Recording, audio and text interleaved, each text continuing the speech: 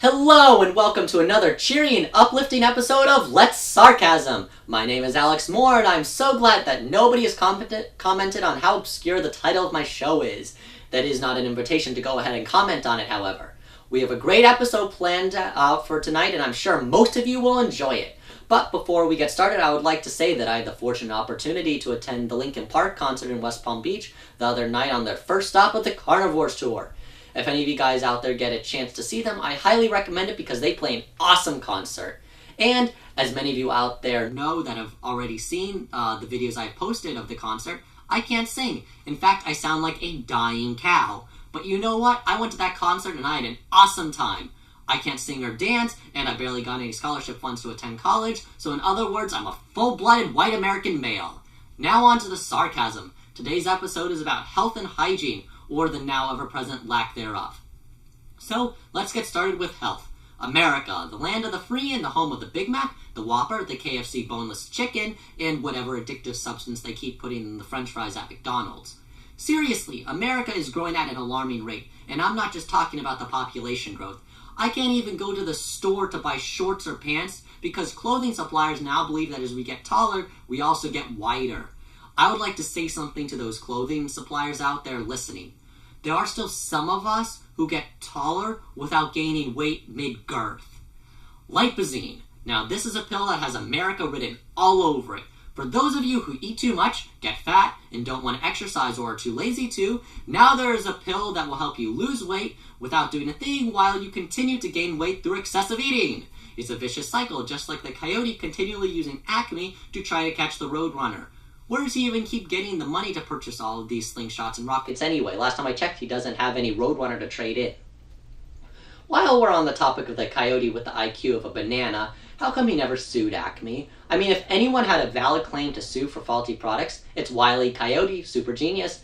Evidently, he was never contacted by a lawyer to help him like most other of those idiots out there who keep using the products wrong, getting hurt, and suing over their own negligence.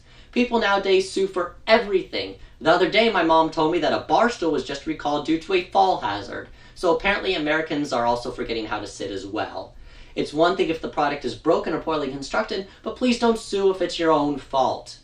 I'm talking about the people who sued for falling off the top of a ladder, or the person who sued McDonald's because she spilled her hot coffee on herself and wasn't properly warned that the hot coffee she ordered was actually hot.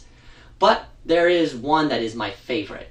There's a mother out there who sued one of the fast food chains because the toys offered with the kids' meal kept enticing her children to beg for the fast food, which was making her kids fat because all they wanted was the food with the toy. So she had no other option but to get the kids' meal for her children with the toy. Really? Out of all the things you're going to sue a fast food chain for, you're going to sue because you couldn't tell your kids no? It's called parenting, and I'm pretty sure you're doing it wrong. Last on the list of health is medications. I really think the FDA needs to do a better job of screening medications because of how many bad drug recall commercials I keep seeing. I have seen the same drug being promoted and recalled within months apart of each other.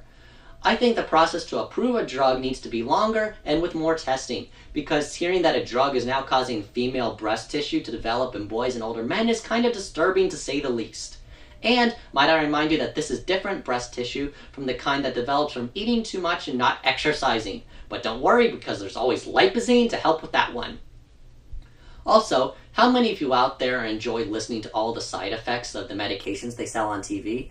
Here, take this to help with depression. Side effects may include headache, runny nose, blood clotting, stroke, heart attack, depression, and even death. You wouldn't be surprised if a severed limb was one of the side effects.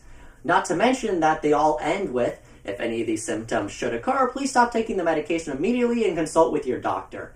Well, duh! No, I thought I was going to keep taking them after I developed hives and stopped breathing. Okay, that's enough of health. Let's move on to hygiene. I wonder what the guy who invented shaving was thinking, and more so what the other people thought about his idea.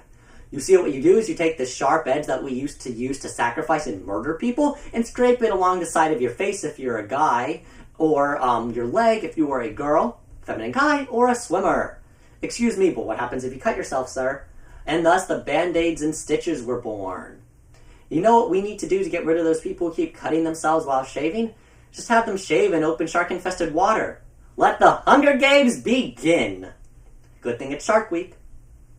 Have you ever showered after your mom or sister and wondered, who the hell shaved a Wookiee in here? Enough said. Now on to the next point. Is there anything louder than dropping the soap in the shower? Forget making silencers for guns. We need to get our top scientists to start making silent soap, or at least soap that has a grip on it no matter how many times you use it. It's once again time for my favorite segment, Random Rants. The first rant for today's episode is sporks. They fail as both a spoon and a fork and are thus an utterly useless utensil. My hands make a better fork and spoon. They made it to save money in school cafeteria, but all it does is make it impossible to eat macaroni, soup, and spaghetti, which is basically all school lunches nowadays. You never see a metal spork, which means that it isn't even worth making.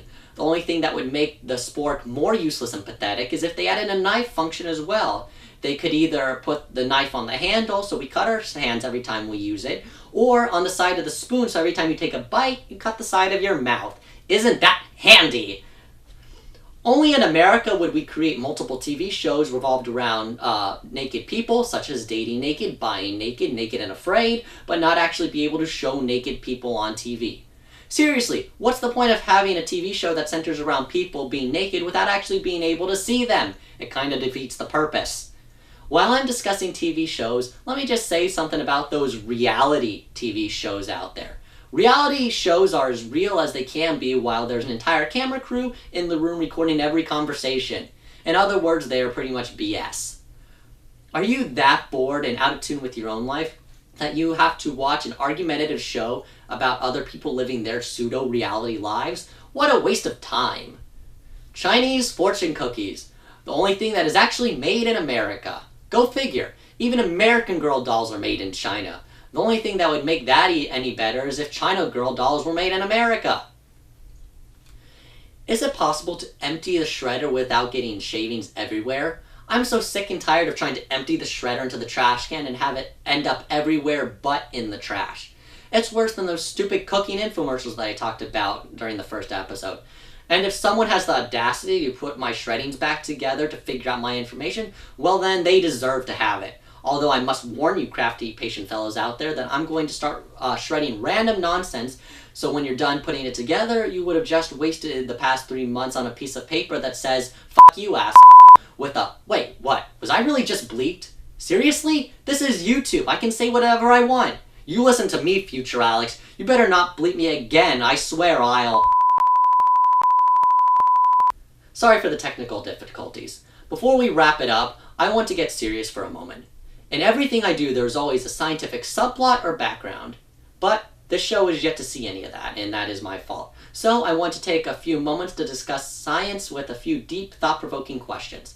Evolution revolves around the process of natural selection, but with today's advancements in medicine and technology, does natural selection, and by extension evolution, even really exist among Homo sapiens anymore? Think about it.